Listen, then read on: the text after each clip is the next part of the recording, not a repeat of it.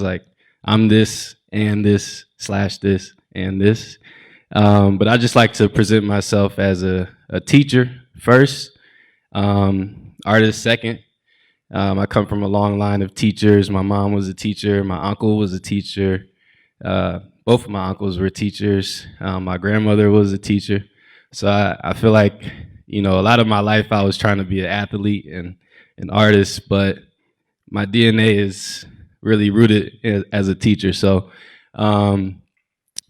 within that, as a teacher, I try to teach through my music. I try to teach in the classroom. I teach my audience when I DJ. I try to, teach them about new songs and new rhythms, new grooves.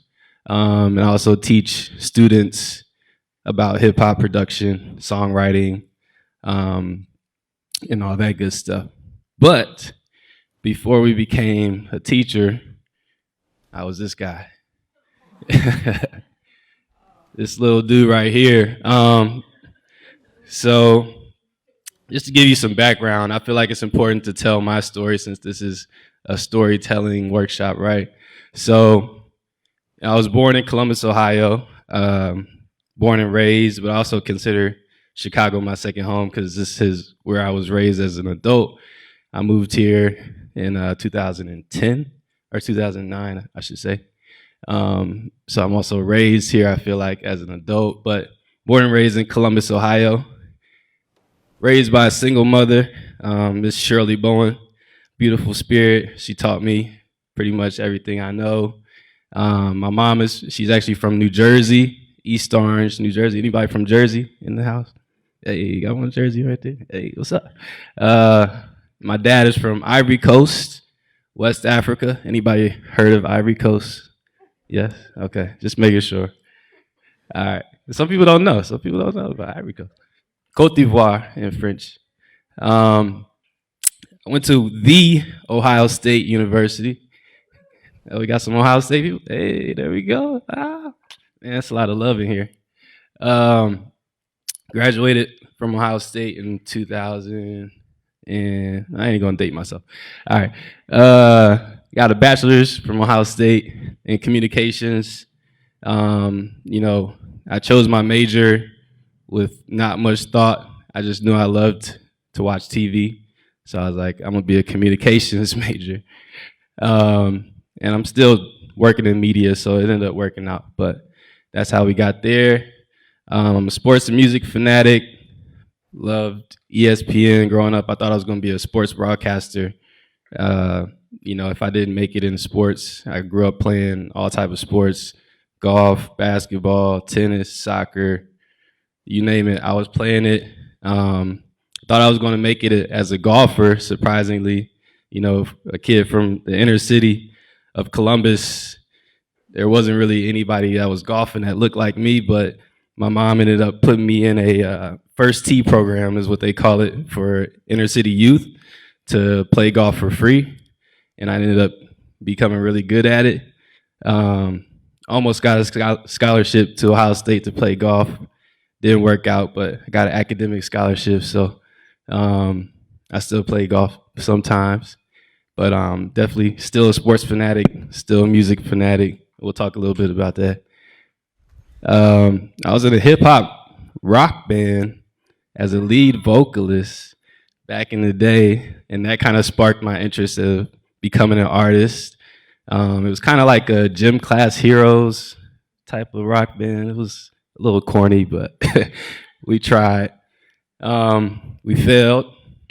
And I put that down there just as a note for you guys that, as you go through your entrepreneurial journey, if anybody in here is, on that path or in life in general, you're going to go through failures, you're going to go through ups and downs, but it's important just to keep going, keep grinding, keep learning, So I wanted to put that down there. Like I was a failed entrepreneur and artist before, I got to this point, and I'm still learning. I don't really consider myself a success yet, but we're on that trend. We're going up, And then, had a terrible breakup with my ex-girlfriend in Ohio, and ran away to Chicago, and been here ever since. And I got my master's at Columbia College, and now I'm teaching there part-time, teaching e-business, internet and mobile business to be exact. And I've been doing that for 2 semesters, like I said. And now we're here to present day. This is me on the golf course in my plantain outfit. I call it, my nickname is Plantain Poppy. You feel me? But you know, my upbringing really has shaped who I am today. And I think it's important to not devalue your own story when you're working with brands or when you're working on your business or whatever. Your own personal story is just as valuable as anybody else's. And this is a perspective that you can bring to the business. This is a perspective you can bring to your own business, to your clients, because nobody else has lived your story. So they can't duplicate it. It's always something unique in that. So just wanted to point that out. But today, I consider myself a pundit of the culture, always studying new trends, always trying to be on top of what's happening in the space, particularly hip hop culture, but also just, you know, pop culture in general, art culture, sports culture. You know, I really get nerdy and deep dive into those things on a daily basis. Still a music and sports fanatic. I'm an ambassador for the African diaspora. I'll talk a little bit about Afro-Bang in a second. Entrepreneur, creative director, video director, so like I said, you can see a lot of slashes, but I would introduce myself more as an artist, a teaching artist, and all that kind of falls under that umbrella. If that makes sense. Any questions so far? Y'all good? How's the food? All right. It's good. All right. So what we got here? All right. So, you know, as a digital storyteller, I've worked with several brands. These are some of the more standout brands that I've had a chance to work with. And really just put this slide up here to kind of give you an idea of like the scope of the projects that I've worked on. Most recently, I've worked with NBA 2K20. Shout out to Safia. She called out the Mansa Musa. My song is featured on the video game for NBA 2K20. So that was yes. And yeah, that's like my biggest song placement to this date, which is a huge accomplishment. And hopefully there'll be more to come. And if you're a gamer, please check it out or share it with your friends who are gamers. And, you know, work with Lululemon, State Farm, McDonald's, Apple. And I think one of the common threads, you know, for all these brands up here is that they're household brands.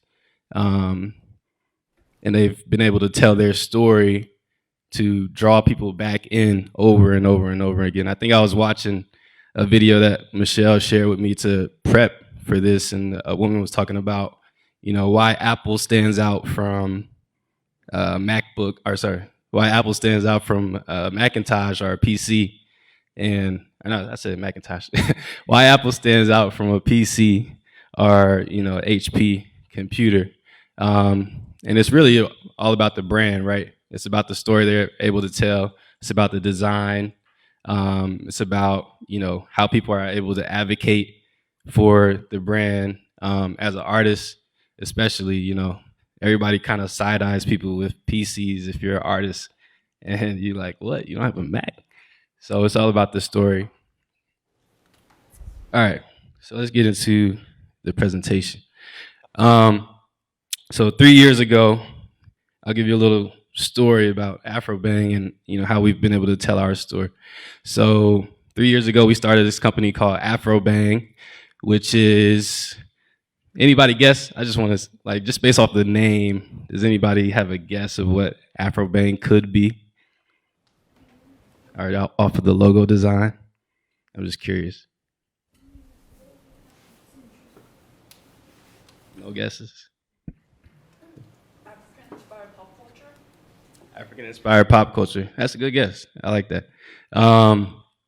In a sense, that's kind of what it is, but we would describe it as a collective of creatives who are looking to unite the diaspora through music and experiences. And originally, it started as a sound that I was creating as a music producer. So originally, I was just in my studio cooking up, and I wanted to create a new sound. So I was using a whole bunch of like West African instruments, a lot of percussion, a lot of like kalimbas and flutes and things like that within trap and hip hop beats. And I was calling it Afro Bang because it had a knock to it, like trap and hip hop, but it was very African, it was very Afrobeat centered. And I came up with the name with Afro Bang, and it was dope. I was like, oh, that's a dope name, that's fire. Let me, trademark that. Let me brand that. And it's grown since then from a sound to a subculture, a community, a group of trendsetters, thought leaders, content creators, and I like to call curators of the culture. And we try to tell our story in a few different ways, right? So the most obvious way, like I just mentioned, would be through music. So I've released 2 albums since launching Afro Bang.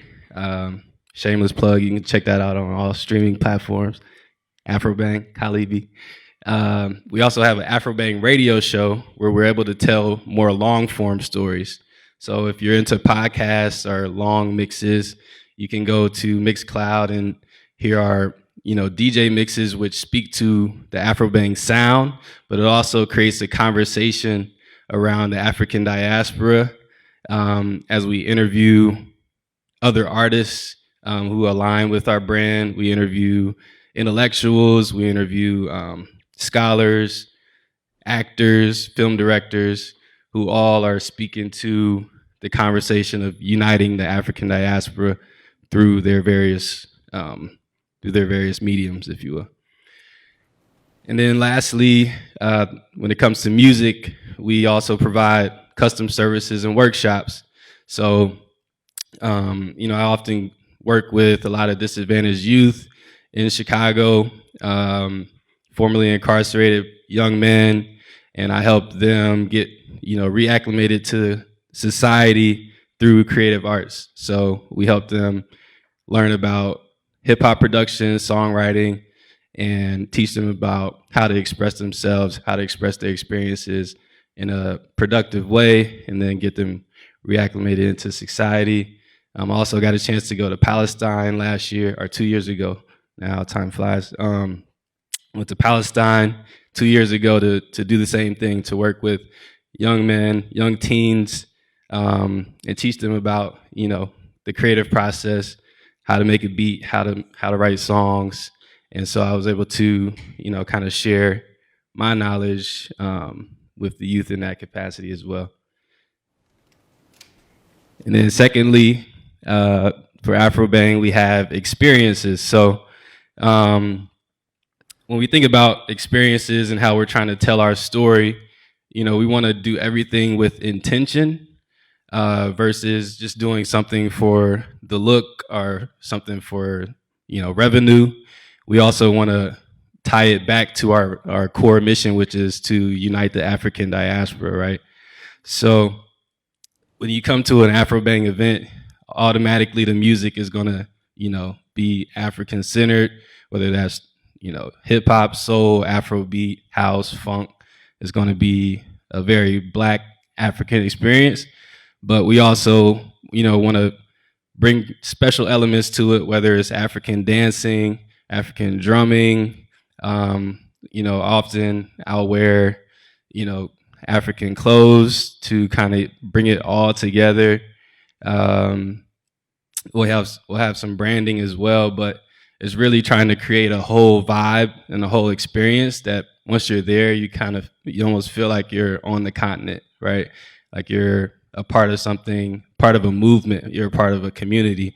So even though we might not throw the biggest events, everybody who's there is supposed to be there, or feels like they're a part of something. It's not like, just a random group of people. Because we've told our story in a very, direct and intentional way, we create a community that's very like-minded and are able to kind of advocate for us and then grow organically. So that's how the experiences work. And then through social media, we tell our story as well. So, when you think about how you tell your story through social media, or how we tell our story through social media, for me, I try to do it visually, but also through my captions as well. I don't have any captions here, but I also like to try to drop gems or tell some historical facts in a real subtle, like fun way, just to kind of bring people in without even knowing that they're learning, or kind of putting the candy in the medicine, if you will. And visually, as you can see, it's very much a yellow theme with the plantains here, just to kind of speak into my I guess alter ego, if you will, with the plantain poppy. But just keeping it light and fun. And plantain is like the universal side dish of the diaspora, so it's a way to kind of link everything together, but in a communal fashion, right? So you can enjoy it. You can who doesn't like plantains? I don't really know anybody. So and then through our branded Instagram feed, it's a little more wide open, but the aesthetic and the look and feel and the messaging is very intentional. So we post a lot of different things as it relates to pop culture. We might post a meme video, like you see, Jay Versace doing his thing.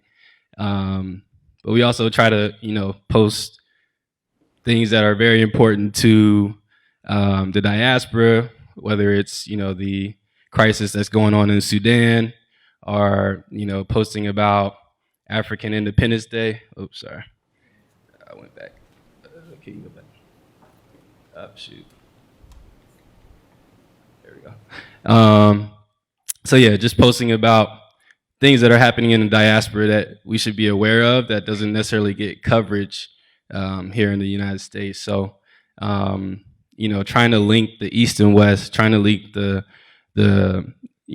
African diaspora here in America with the broader diaspora through arts, through culture, through news, through music, and being able to tell that story succinctly on social media and draw people in.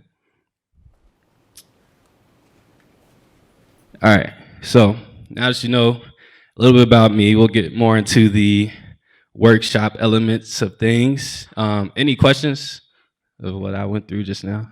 Oh, I didn't talk about my shirt before we get into this. All right, so I think it's a good segue.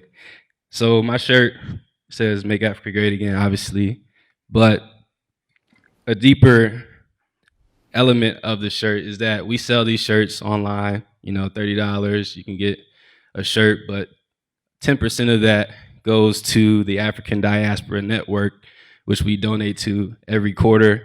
And the African Diaspora Network is a investment and networking organization that brings together different organizations across the world, thought leaders, startup organizations that are all giving back or investing back into the continent.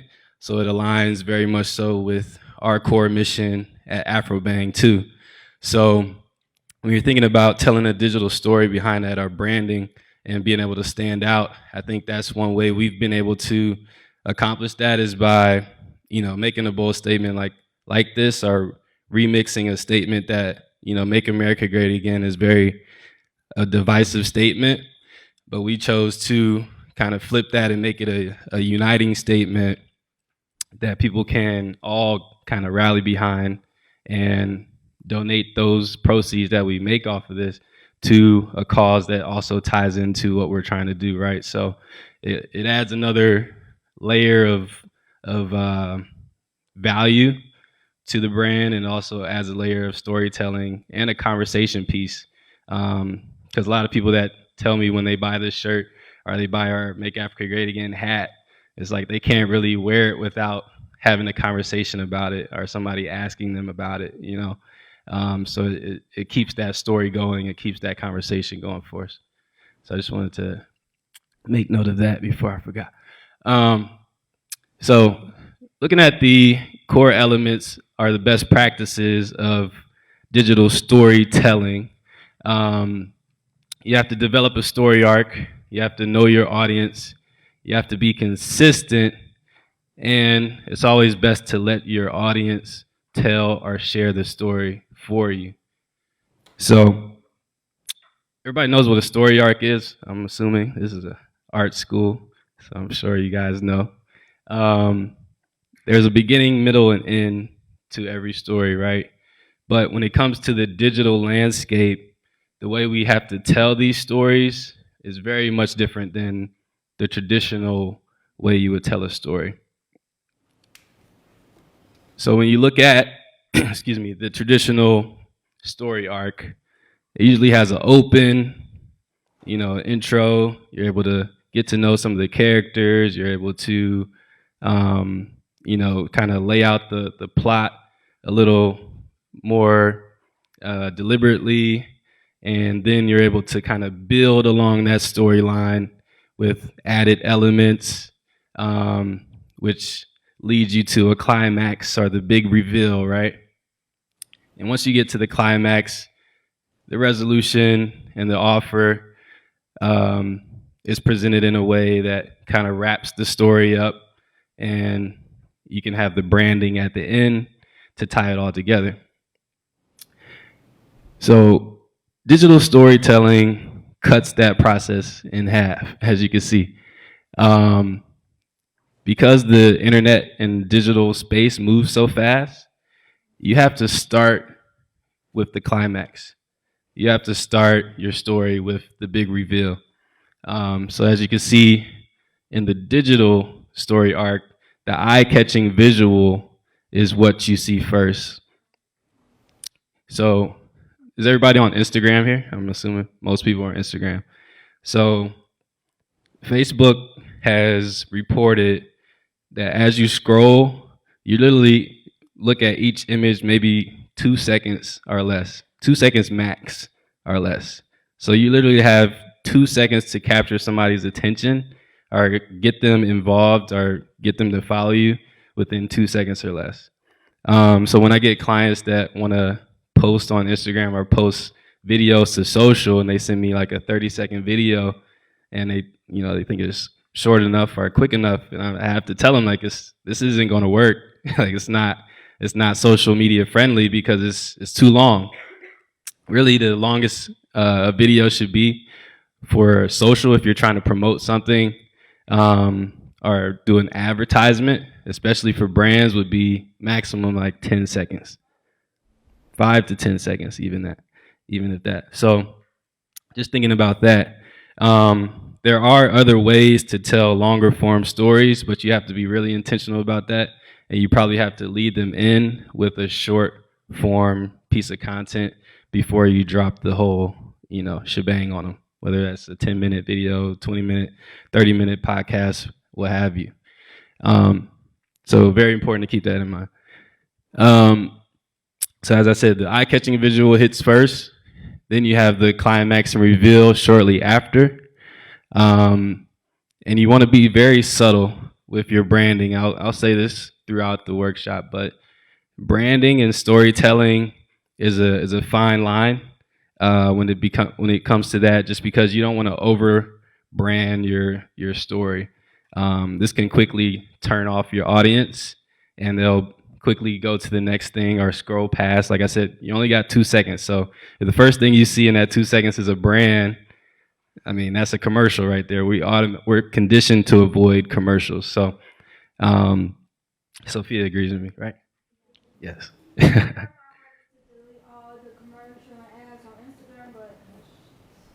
It's a process. It's a process. Um, and then you offer the resolution and a little more product demonstration. This isn't the cookie cutter like one size fits all model. I will caveat that. But if anything, the one key takeaway would be to start with the eye-catching visual. Just start with the most compelling thing you can find, especially if you're a new brand or a new project or a new, influencer, whatever that may be. You have to get people's attention. And hopefully you can do that, without trolling or doing something crazy. But hey, whatever works for you, do what you gotta do. All right, so I got a couple examples. I'm gonna play a couple videos and see, just to show you an example of like good storytelling versus bad.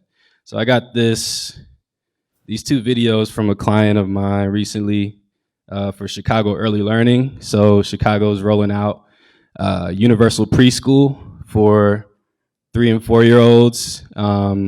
This is an initiative that Mayor Emanuel started, and now Lightfoot is carrying on. But it's essentially for young parents or parents of 3 to 4-year-olds who are looking to get their child into preschool. And so we had to push the initiative and create some brand awareness behind it. So this is the first video that the client sent me. That's right. Look at what your child can do thanks to the right preschool program. Chicago Early Learning lets you enroll your children in no-cost or low-cost programs to ensure he or she is better prepared for kindergarten. Programs are available for 3 and 4-year-olds, including children with special needs. So register online now at chicagoearlylearning.org or call 312-229-1690. That's 312-229-1690. Write the CTA to a Chicago Early Learning program. Look what I can do. All right. We're going to play one more time with the sound up. Look what I can do. That's right. Look at what your child can do thanks to the right preschool program. Chicago Early Learning lets you enroll your children in no-cost or low-cost programs to ensure he or she is better prepared for kindergarten. Programs are available for 3 and 4-year-olds, including children with special needs. So register online now at chicagoearlylearning.org or call 312-229-1690. That's 312-229-1690. Write the CTA to a Chicago Early Learning program. Look what I can do. All right, I'm gonna play the second one, then we can talk about it.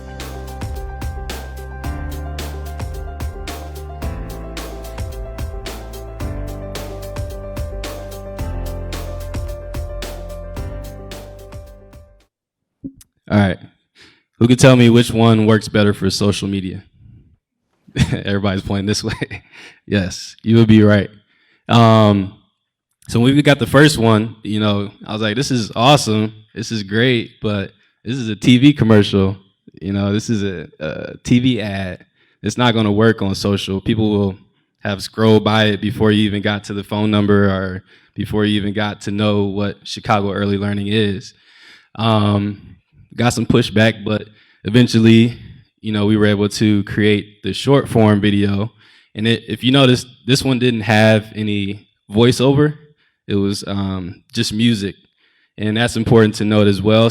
When you're trying to tell a story on social media, you have to account for people playing the video with the sound off. So one thing that we did was to actually get the messaging that the voiceover was trying to convey in the long form. We added in the copy, and I'll just play it one more time.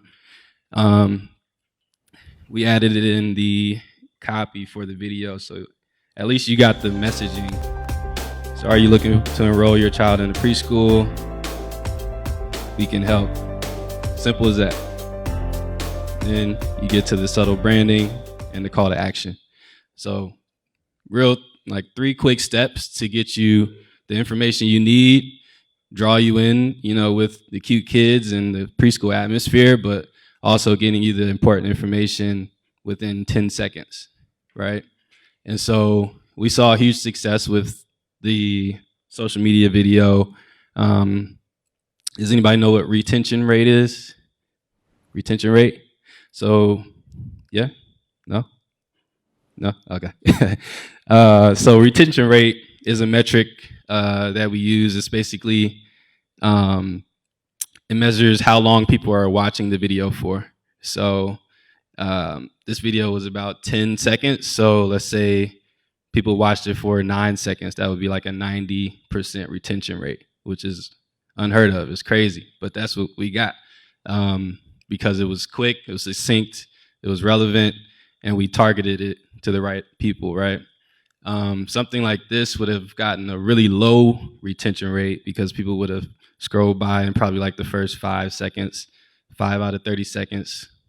Somebody's good at math. Y'all can do the math on that, but it wouldn't have been as good of a retention rate, and the message wouldn't have gotten across. The call to action wouldn't have gotten across. So really important just to keep that in mind as far as like viewer retention rate. It goes back to the scrolling. You know, you only get 2 seconds to really capture somebody's attention for them to make that decision if they want to stay with you or move on to the next thing. All right. Look what I can do. That's Okay. All right. Before we move on to the next topic, as far as the last piece of developing a story arc, you don't want to be the dirty car salesman. You don't want to be the guy who's always asking for the sale. You're trying to close a deal. What you want to do is let the story sell the product, or sell the brand, sorry, and not the product. I'll say that again. The stories sell the brand and not the product. What do you think I mean by that? The stories sell the brand and not the product. Say it again. Yeah, that's one aspect of it. Exactly. Yeah, essentially what Sophia was saying was you want to add value to the people so they can have a reason to buy your product. And you also want to deepen the relationship with your audience before you try to sell them something or before you try to get them to buy in, unless you're selling like a commodity or something that doesn't really need much storytelling behind it, like toilet tissue or, socks, or even socks, even you could have a brand behind that. But letting the stories sell the brand and not the product is a key element in digital storytelling. And I see it a lot of times with brands is they're so afraid that the brand will get lost in the story that they want to, put their logo and like put all these sales messages in the front of the story, but all it does is just turn the people away. It just turns you off because we're conditioned to avoid ads. So as soon as we see something that might resemble an ad or something that's trying to sell us something, we're automatically like, oh, okay, they're just trying to get me, So thinking about it from that, including subtle branding throughout is a way to, at least get a little bit of branding in there. So often you'll see a lot of videos where the logo is in the left corner, just to kind of give it some type of branding throughout. And then, instead of trying to sell at the end of the video, maybe it's not a hard sell, but you're convincing people how to get involved. So maybe at the end, there's a hashtag or a URL that you can include where people can go to learn more about your story and learn more about the product at the end of the day. So you're not necessarily saying like, buy this now or, 15% off here, da-da-da-da-da. You're driving people to get involved in the conversation and become a part of your community before you try to hit them with the hard sell. And then you leave them wanting more. So, if there's a way that you can create a story that has some type of long tail value, you don't have to roll out the full story all at once. you can roll it out in pieces. You can create a story line in addition to a story arc. So with a little bit of planning and a little bit of strategy, maybe there's a way that you can roll it out in 10-second increments, or you can roll it out using IG stories or Snapchat stories just to get a more personal feel for your brand, and just kind of leave people wanting more, leave them coming back. All right. Any questions on story arc? We good? Cool. All right, so knowing your audience. So when we talk about knowing your audience on social media, it's really easy to kind of get a sense for who they are. That's the one really good thing about social media, is it's easy to figure out who your audience is based on the insights and data that Facebook and Instagram and all these other channels can provide. That's really how they survive, is off of the data and being able to, let the algorithms kind of do a lot of the work for them. So when we're thinking about digital storytelling and knowing your audience from this perspective, there's going to be a process of how you can figure this out. So maybe the first month or two, you're putting out content just to kind of figure out who's engaging with it the most. It doesn't have to be something that you'll get right out the gate. And I know social media can be a very instant gratification space, but with a little bit of time and planning and kind of research, you can figure out a lot about your audience after a couple months or a month's worth of content. So, understanding where your audience lives is a huge part of how you want to tell the story, right? Because if you're, let's say, a Chicago-based brand, but you want to target people nationally, you might tell a story in a different way that's not so local to Chicago, in order to reach a broader audience. But if you're a Chicago-based brand that's looking to target people just in Chicago, you can use more Chicago-specific references like the Loop or Art Institute or the Bean or the Cub. Well, Cubs are a national brand, but just more specific Chicago-based thing. Like, what's a Chicago specific idea? The longer ad that was more for TV instead of writing a CTA to the schools. Exactly. Yep. Perfect example right there. So, sorry, what's your name? Katie. So Katie was right on the money with that. So for Chicago Early Learning, we talked specifically about the CTA. If we had to targeted that nationally, nobody would have known what the CTA is, right? They would have been like, what is that? Is that I don't know, another nickname for the Cubs? Or what does that mean? So knowing where your audience lives will determine a lot of how you message to them. When are they engaged? So this is another way you can get better engagement out of your stories, is by analyzing when your audience is online or when they're engaging with social media the most.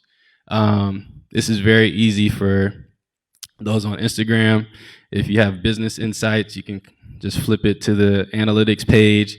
It'll show you exactly the times and days your audience is most engaged. So that way you can start publishing content around those times.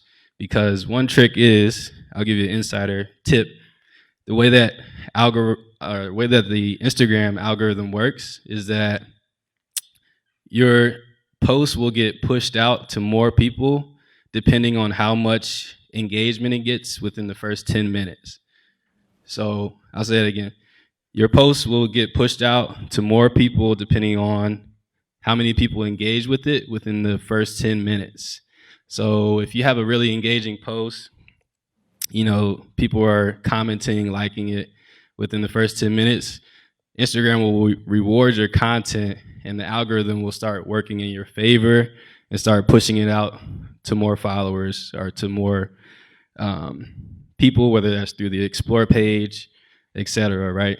So you want to think about it again. So it's funny how the Instagram algorithm kind of works in the same way as the story arc. So if it's popping, you'll have a high engagement, and then it'll eventually kind of fall off from there. But if it's not a good post, or I won't even say if it's not a good post, but if it just didn't get a lot of engagement within the first 10 minutes, then the algorithm will kind of push your post to the back end, and it won't get a ton of organic engagement. There is a way to kind of counteract that with paid ads and sponsored posts, but that's like a whole nother workshop, so we're not going to go too deep into that. How do they talk? So how does your audience talk? On social media, it's a lot different from traditional spaces, to where, the language that we use is a little more, I guess you could say, cookie cutter or corporate. But in social media, you can speak to your audience where they are. You speak to them how they speak to you. It's adding some personality to your brand, and it's adding like a humanization factor to your brand. So when you're engaging, or when you're just starting out, pay attention to the type of individuals that you're targeting. Try to be as authentic as you can from a brand perspective or a personal perspective, and engage with them how you would engage person to person. Make it interactive, make it engaging, use similar words, use similar keywords, hashtags, all that. Talk how your audience talks. Who are the influencers? So influencers are, it's like a new kind of career path. It's a new thing, but it's really word of mouth. That's all it is. It's word of mouth amplified times a million. And word of mouth has always been the crux of marketing. It's always been like the gold mine of how people learn about stuff and how people end up trusting brands to buy products. So all that the word influencer has done is just kind of categorize how we talk about it in a social media landscape. But essentially all you need to think about from an influencer perspective is word of mouth.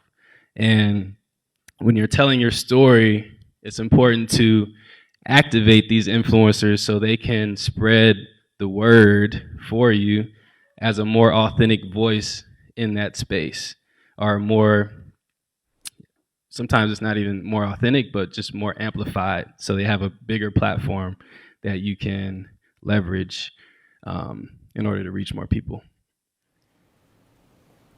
And then how do you reach them?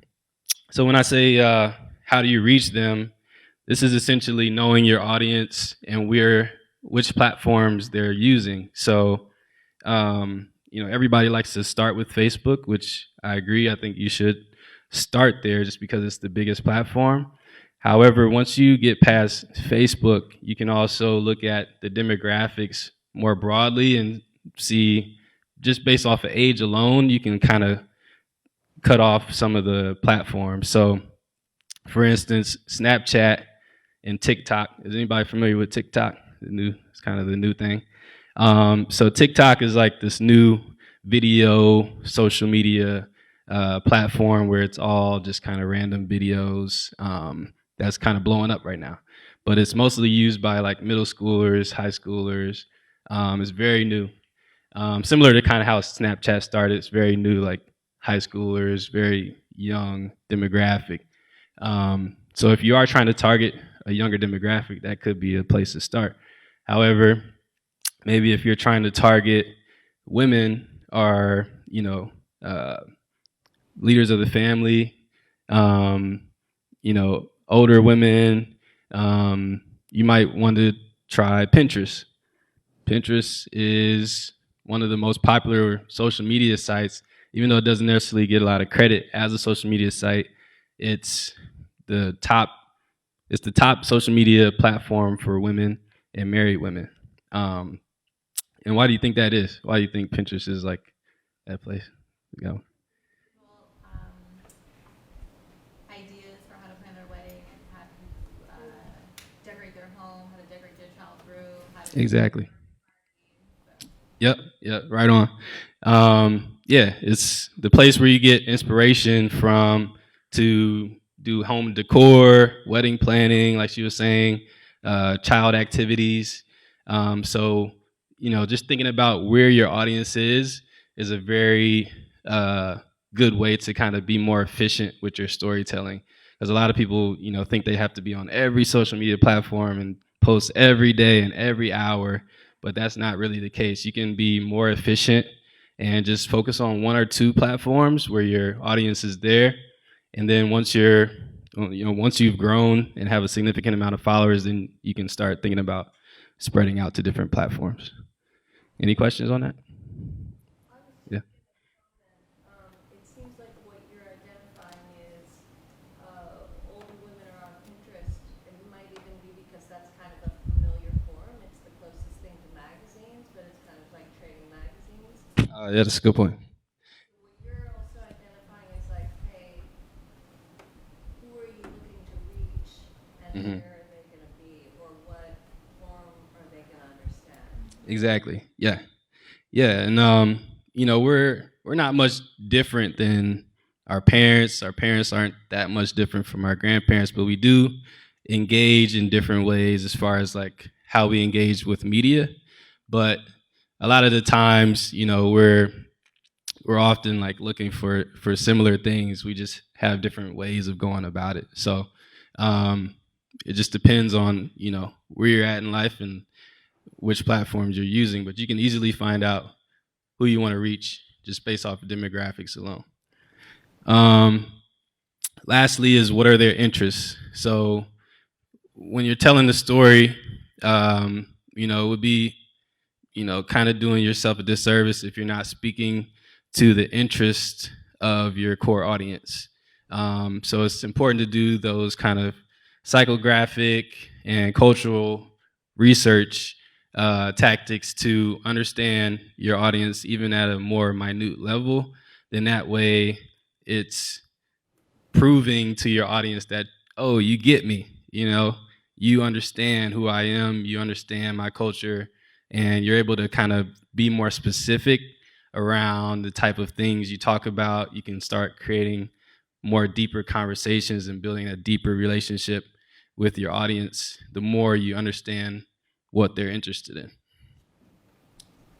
All right. So coming out of, knowing your audience, there's this thing in marketing that we call personas, which is basically a deeper level of targeting or a deeper level of demographics.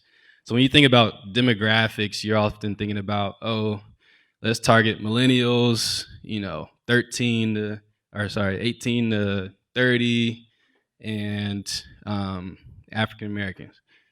That's cool, but it's pretty broad, right? It doesn't really tell you much about that particular demographic. And I think that's where a lot of brands tend to mess up, is they're too broad with their targeting, or they're too broad with the understanding of who their audience is. We see this a lot with different brands who just don't really have the authenticity or the kind of cultural insights of their audience. So with social media, like I said, the power of data is really what's driving this digital revolution. And social media is able to kind of help us create these personas of who our target market is or who our audience is.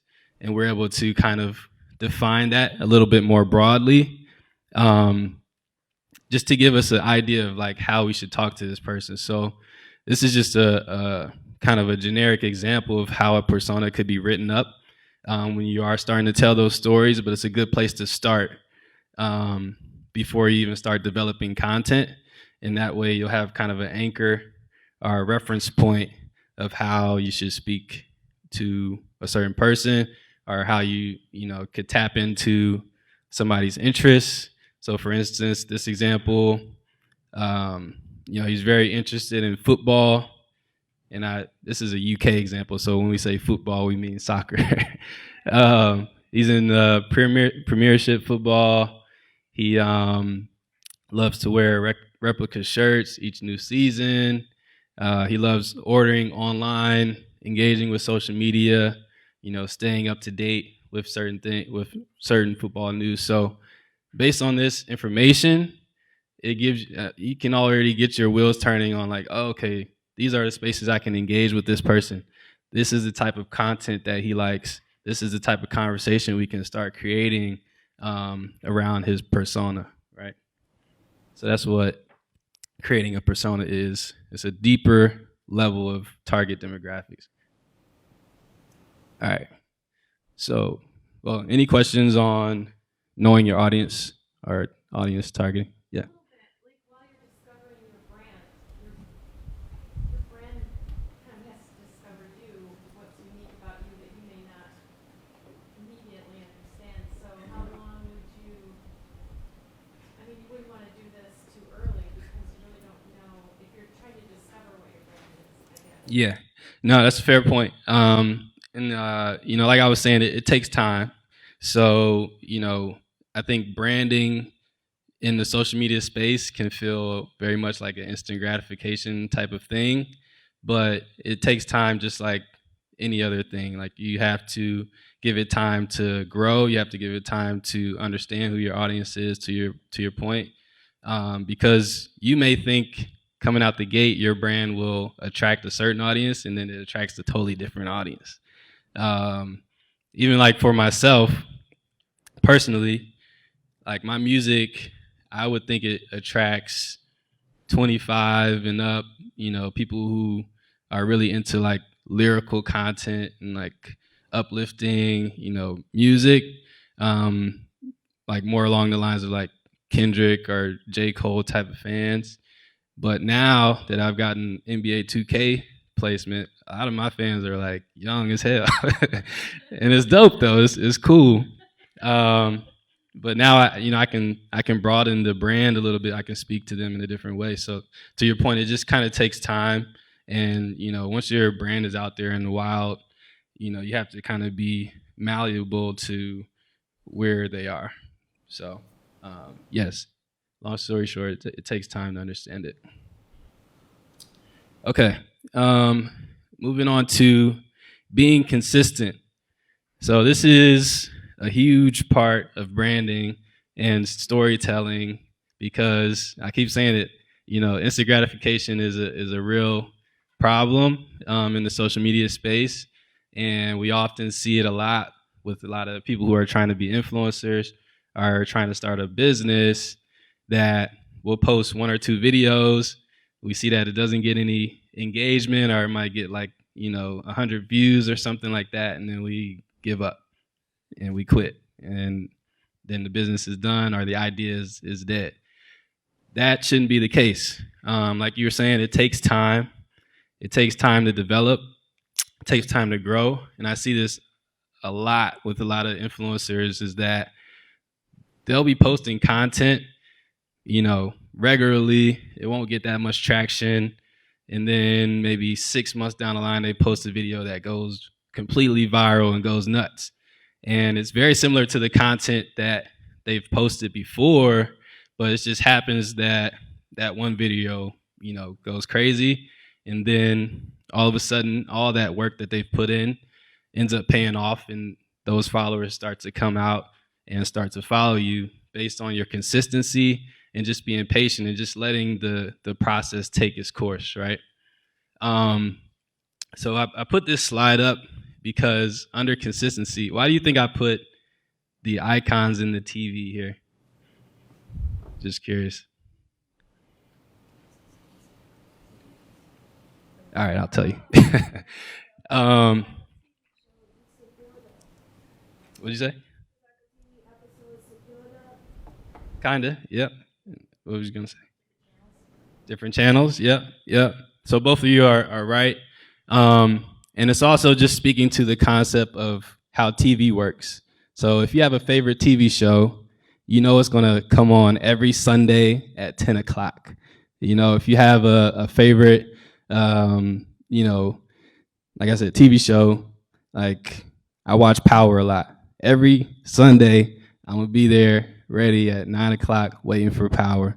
So you have to almost think about your social media channels as a TV channel, to where if you're trying to drive consistent growth and consistent, engagement, your followers are going to start getting used to seeing content at a certain rate. It might not have to be at the same time or as strict as TV is, but you should have a consistent cadence to your social media content, whether that's posting 3 times a week, whether that's posting 3 times a day, whether that's video content that you're most known for versus just pictures or images. Maybe, you're most engaged on stories rather than your feed. So you might not post as much on your feed and you only post on your stories mostly. But it's important to be consistent with that strategy and let the course take it, let it play out, let it run its course. And then if you see that that strategy isn't working after 3 weeks, a month, 2 months, then you can switch it up. But you want to be consistent at least to a point to where you can learn about your audience and what they're most engaged in, and how you can optimize that content in order to grow. So that's why I put it in the TV box, because TV is consistent. So your social media has to kind of follow that model now. That's why you see IGTV rolling out, Instagram TV. Facebook has a TV channel now, Facebook Watch. The Red Table Talks are all on Facebook now. YouTube is pretty much competing with cable and Facebook and IGTV now. So social media has become the new TV, essentially. So you just have to keep that in mind. So ways to be consistent: develop a strategy. So based on your goals, whatever that may be, based on the type of content you feel most comfortable creating, you have to develop a strategy that will align with your goals. And this isn't necessarily a strategy workshop, but just to give you some background on how to develop a strategy. What's the first thing, just to put out there, what would be the first thing you do before developing a strategy? Have an idea? Yes. Set your goals. Yeah. She got it. You got the strategist right here, man. So she said, set your goals, have an idea, and create a plan on how to get there. One other piece is research.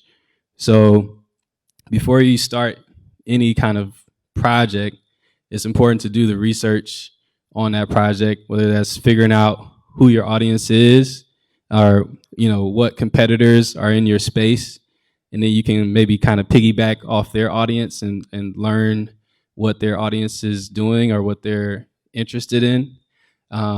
Doing some research on the type of content you want to create, what level of effort that takes, how much content you can put out there on a consistent basis. Because the worst thing you want to do is, I've seen this happen too, is just kind of start just like impulsively, and you create this great piece of content, but then it takes you like 3 weeks to create another piece of content.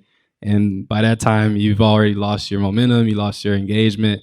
So having a strategy in place to where maybe you create, 4 pieces of content just in your pocket and just have them queued up, ready to go. Then that way, you can roll it out a little more strategically and follow up with more content, and instead of having to kind of scramble and rush to, reproduce something that worked for you, right? Playing chess? What do you mean by that? Yeah, think about it. Chess is the game of war, the game of life. You gotta strategize. Exactly, yeah. I like that. Exactly. So Sophia was like, it's like playing a game of chess. You have to be strategic. You have to think 3 steps ahead, and that's how you cut through the clutter. Second would be to create a content calendar. So what I mean by a content calendar is basically planning your content. Like Sophia was saying, you want to ideally have like 2 weeks to a month worth of content planned out. And that way, you know, you don't have to come up with all these posts on the spot. You can, you know, kind of forecast posts that you're creating. Okay. I'm gonna speed through the last few slides here. You can kind of forecast, you know, your post, and you can adjust accordingly. It just helps. It alleviates a lot of stress, and it helps with your strategy and being able to optimize your content. So publishing content and engaging. Essentially, this is being engaged with your audience once you post your content. So, you know, posting your content is only half the job. Excuse me, is only half the job. Engaging with your audience is the second part. So once you post it, you know, you're engaging with comments. You're, you know, liking other people's posts that might be within your audience. You're using the hashtags. You're checking hashtags that you use to see if any other, you know, followers or pieces of content might be relevant to your brand that you can learn from. So publishing content and engaging. Measure and optimize. Essentially, this is reviewing your content. So maybe after every month, every few months, you look back at your content and see what's working, what's not working, and then you optimize against that. Maybe you stop doing a certain type of post, or you stop posting pictures and you only focus on videos. It just depends on what works for you. And then you repeat. So you just do all these steps, repeat, do it again, repeat. That's it. That's social media. Really, once you find something that works, you just keep doing it over and over again. And that's really the secret sauce. It's really not rocket science. All right. So we only got about 10 minutes left, I heard. So I'll try to speed through these last few. This is an example of some digital storytelling that I did for Ronald McDonald House Charities. I worked on a campaign for their 40th anniversary, and the whole goal was to grow awareness of what Ronald McDonald House actually does. Does anybody know what Ronald McDonald House does? Yeah. Okay, we have some people. So there was a problem for the brand, like it was awareness of the name. Like people knew Ronald McDonald House, but they didn't know what they actually did. So our goal was to create more understanding of what the brand actually did, but they wanted to attract a younger audience. They wanted to attract millennials.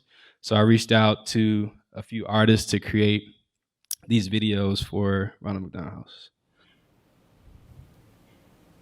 This is a song I wrote about a mom who found strength in a very special house. It's called Lift Me Up.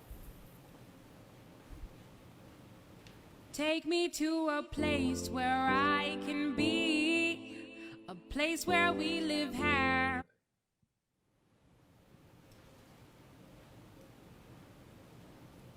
One second.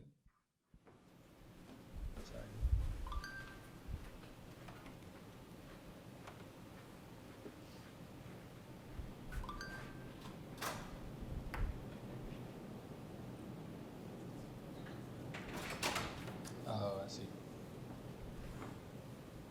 It's all good if it doesn't play. I know we run out of time. It's all good. All right. So I don't know, maybe after this I can send y'all the video or something. But basically it was a video of my friend here, Lorene Chia, who's an amazing R&B vocalist. You should definitely check her out. And she wrote a song about one of the families that stayed at Ronald McDonald House. It was a very like heartfelt song, and we did a music video to it. And then this one was another girl that stayed at the Ronald McDonald House in China or in Taiwan. And we had Diggy Simmons. It's very hard to explain without showing the video, but Diggy Simmons, who's the son of Rev Run, he wrote a song about her time at the Ronald McDonald House, and he performed it at the Pritzker Pavilion. and we had her playing the piano live streamed into the Pritzker Pavilion while Diggy Simmons is rapping along with her. So it was really cool. Let me speed through. We got running short on time here.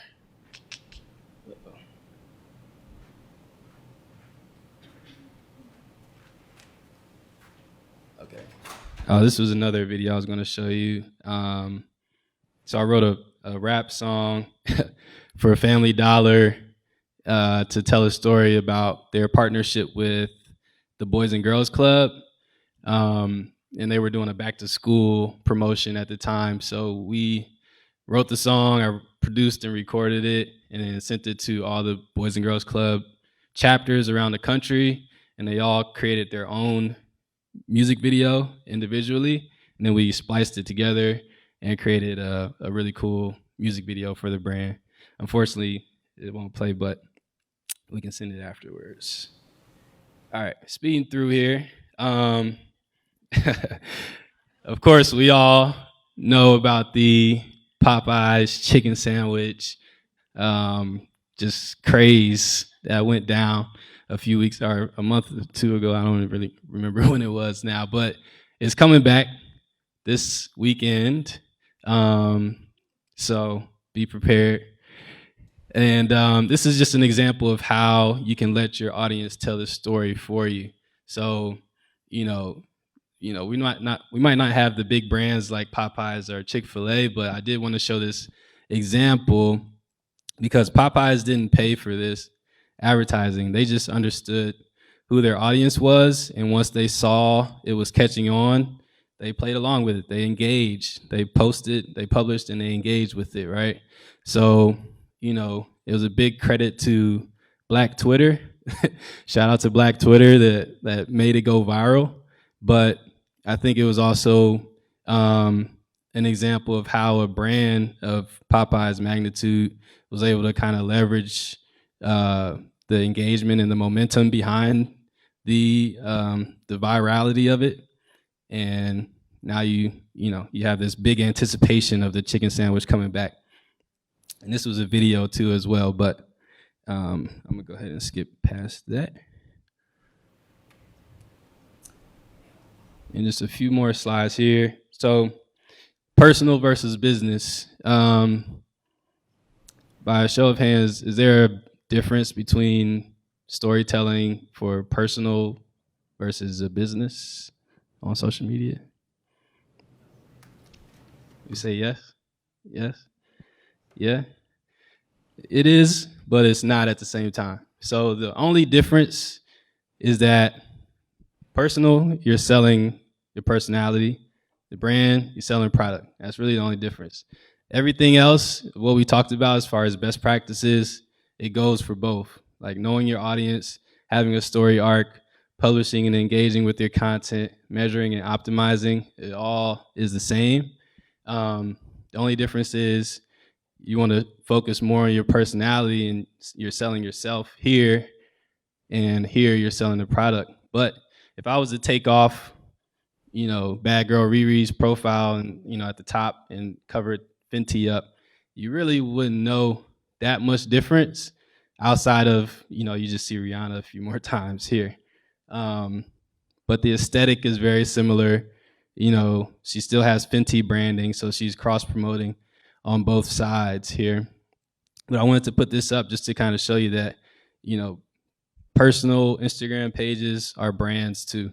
Personal Instagram pages are businesses too. So you have to think about it from a business perspective. Even though you're not necessarily selling a product, you're selling yourself, which sounds bad, but that's essentially kind of what it is. You're selling your personality. All right. So just to wrap things up, so a few common content strategies would be adding value, user-generated content, humor, and hyperlocal content. So these are just some strategies I've seen work in the past. When I say adding value, that depends on who your audience is and what they consider adding value.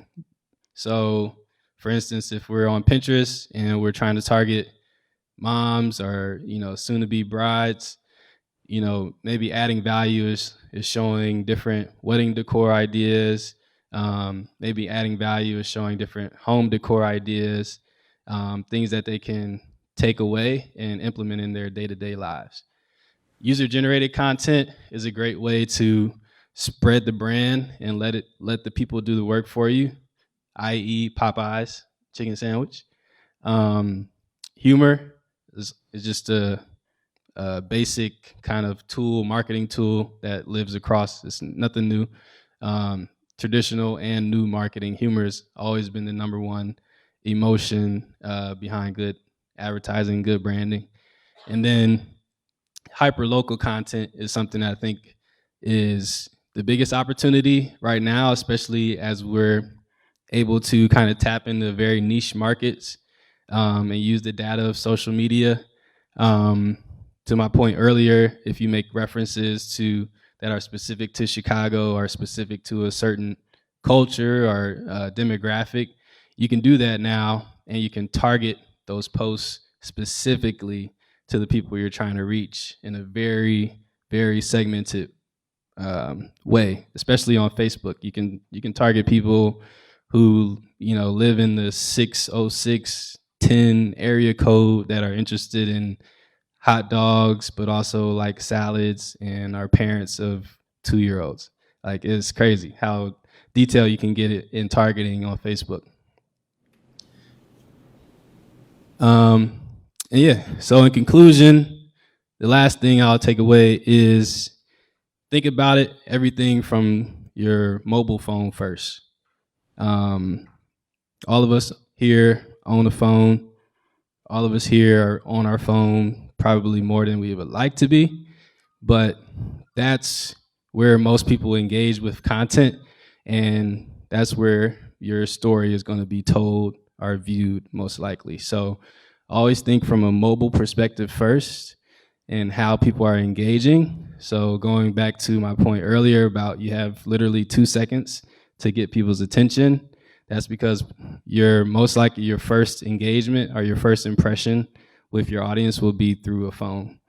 And that's just the world we're living in now. So so think mobile first. Hopefully you got some good gems or insights out of this workshop. If you want to keep up with me, or if you have any questions after, feel free to shoot me a message on Instagram. I'm at Calid B, CALIDB. And I appreciate y'all coming out and sharing this time with me. Thanks, Michelle, for having me. And enjoy the rest of your day. Yeah.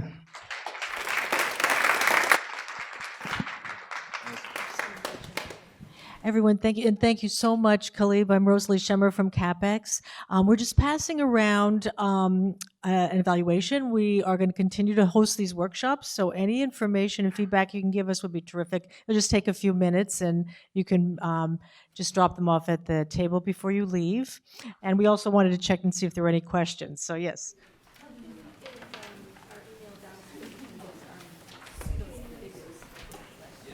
If everyone has signed in when they came in, and if we have your contact information, we can get back to you with the videos, and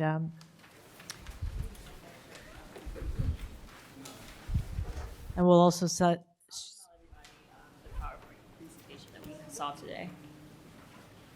Is there any other questions also about Makework and the showcase and how to apply?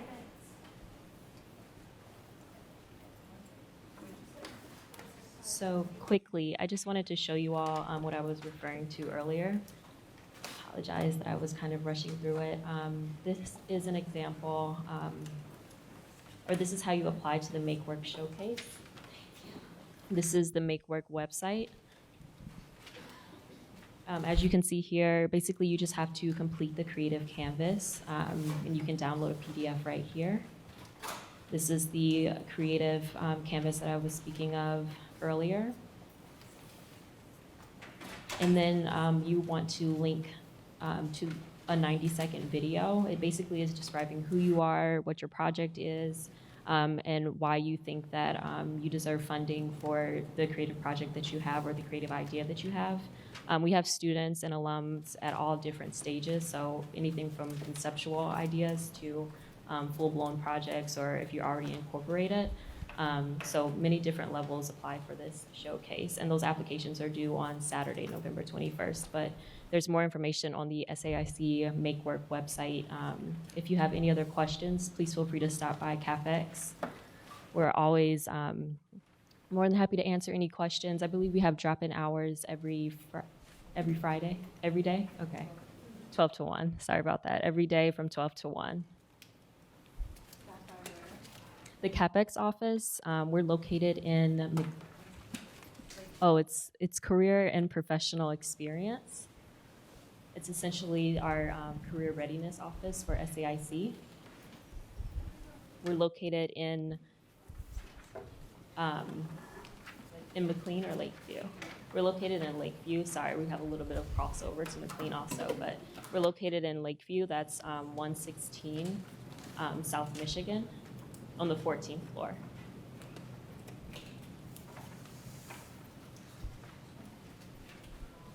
For all of our students and alumni, we have a platform we launched in June called Handshake. If you're not familiar with it, you can go to our website, and our homepage will have a link. And alumni will have to create an account with their SAIC email. So you'll have to obtain one through the help desk. But all of our students are on there, and you're welcome to make an appointment to meet with our advisors to talk about this process. But Michelle, we'll continue to run workshops in the future that will lead up to the deadline date of December 21st. So you're on our mailing list. We'll continue to reach out to you to let you know about those upcoming workshops. And thank you for attending.